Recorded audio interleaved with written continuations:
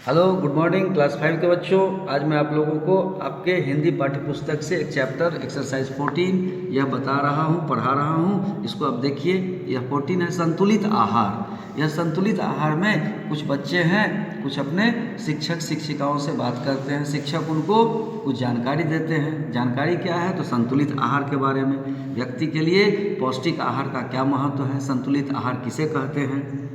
तो देखिए, इसको आप देखिए, संतुलित आहार क्या है? तो यह है कंप्लीट फूड। एक व्यक्ति को कितना भोजन लेना चाहिए, किस भोजन में कौन कौन से विटामिन्स होते हैं, कौन कौन से मिनरल्स होते हैं, इन सब की जानकारी अगर आपको हो जाती है तो आपका शरीर तंदुरुस्त रहेगा, आप बीमारी से दूर रहेंगे।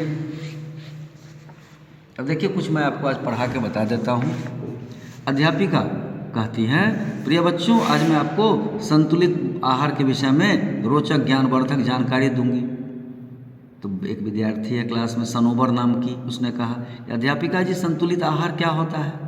फिर अध्यापिका उनको समझाती है कि आपने उचित प्रश्न पूछा। जीवित रहने के लिए तथा शरीर रूपी यंत्र को सही ढंग से संचालन के लिए हमें कई चीज़ों की आवश्यकता होती है, जैसे वायु, जल और भोजन। भोजन में उचित तत्वों का समावेश होना ही संतुलित आहार कहलाता है। तो फिर आदित्य, एक लड़का है, वह पूछता है, संतुलित आहार लेना क्यों आवश्यक है? फिर अध्यापिका बताती है कि आदित्य, दैनिक कार्यों को करने से हमारे शरीर के अंगों एवं मांसपेशियों में टूट फूट होती रहती है और संतुलित आहार इसी कमी को पूरा करता है।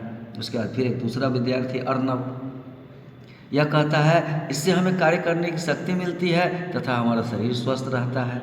अध्यापिका ने अर्नब को कहा, शाबाश अर्नब, तुमने बिल्कुल सही कहा।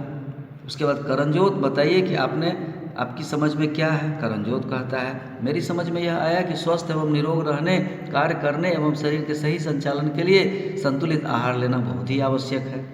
फिर जॉर्ज है, वह भी कहता है, अध्यापिका जी, संतुलित आहार में कौन कौन से तत्व होने चाहिए या ये तत्व हमारे लिए क्यों उपयोगी है? तो फिर अध्यापिका जो है उनको अब बताती हैं कि इसमें कैल्शियम, फास्फोरस, प्रोटीन, कार्बोहाइड्रेट, वसा, खनिज लवण इत्यादि का होना आवश्यक है। बारी बारी से इसको आप पढ़िए और फिर अगर आपको नहीं समझ में आए तो कल मैं फिर आपको यहाँ से